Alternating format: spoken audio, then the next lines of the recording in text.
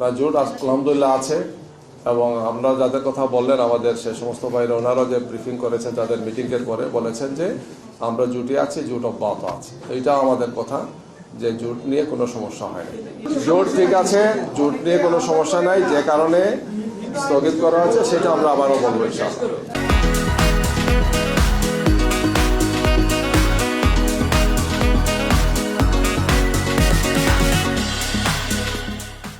এখনো তো সময় শেষ হয় নাই, নির্বাচনী প্রক্রিয়া আমরা আছি। আপনারা জানেন যে এখন যে সমস্ত আসনগুলো রিটার্নিং অফিসার প্রার্থিতা বাতিল বা স্থগিত করেছিলেন সেগুলো এখন আপিল শুনানি চলছে।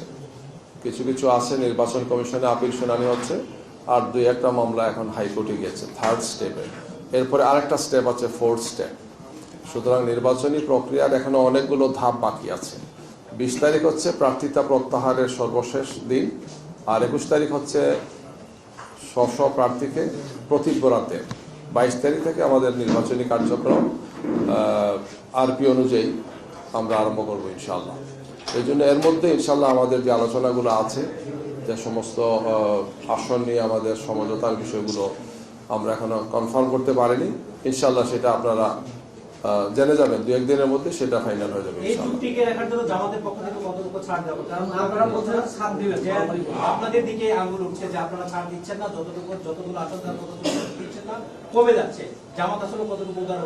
আমরা দীর্ঘ সময় থেকে এই আলোচনা, এই প্রক্রিয়া আমরা আছি এবং সেটি এক সময় 5 দল ছিল, তারপর 8 দল হয়েছে, এখন 11 দল হয়েছে।